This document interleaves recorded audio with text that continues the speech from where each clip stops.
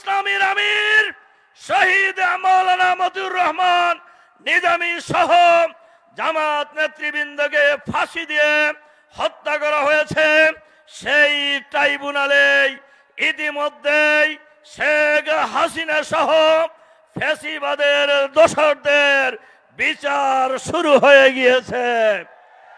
আজকের এই বিশাল কর্মী সম্মেলনে আমরা অন্তর্বর্তীকালীন সরকারের কাছে এই আহ্বান জানাতে চাই, অবিলম্বে শেখ হাসিনাকে বিদেশ থেকে ফিরে এনে বিচারের মুখোমুখি করে এই দুর্নীতিবাজ, ফ্যাসিবাদ, মানুষ হত্যাকারী, মানুষ গুমকারী, খুনকারী এই নেতাদেরকে ফাঁসিতে ঝুলিয়ে হত্যা করতে হবে।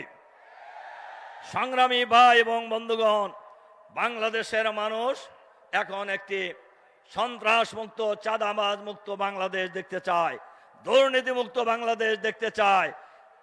চাঁদাবাজ মুক্ত নেতৃত্ব, চাঁদাবাজ মুক্ত বাংলাদেশের জন্য প্রয়োজন চাঁদাবাজ মুক্ত নেতৃত্ব। চাঁদাবাজ নেতৃত্ব কার কাছে আছে? জামাতের কাছে আছে।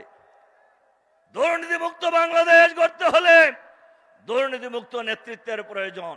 এই দুর্নীতি মুক্ত নেতৃত্ব কার কাছে আছে? জামাতের কাছে আছে। বৈষম্যমূলক মুক্ত বাংলাদেশ আপনি যদি গঠন করতে চান, এই বৈষম্যমূলক বাংলাদেশ গঠনের নেতৃত্ব জামাতের হাতে আছে। আজকের এই ঐতিহাসিক কর্মী সম্মেলনে আমি আহ্বান জানাতে চাই, যে গণহত্যা চালানো হয়েছে এই গণহত্যার বিচার করতে হবে। ফ্যাসিবাদের দোসর প্রশাসনের যেখানে এখনো লুকিয়ে আছে তাদেরকে চিহ্নিত করে বিচারের আওতায় নিয়ে আসতে হবে। আর চাঁদাবাজ মুক্ত বাংলাদেশ, সন্ত্রাস মুক্ত বাংলাদেশ, দুর্নীতি মুক্ত মানবিক বাংলাদেশ গঠনের জন্য আমাদের নেতা ডক্টর শফিকুর রহমানের নেতৃত্বে সারা বাংলাদেশে যে গণজোয়ার তৈরি হয়েছে, বাংলাদেশের গ্রামে গঞ্জে, নগরে, বন্দরে, সচিবালয় থেকে ক্যান্টনমেন্টে সর্বত্র আওয়াজ উঠেছে, সব দল দেখা শেষ, এবার দেখব জামাত ইসলামী বাংলাদেশ।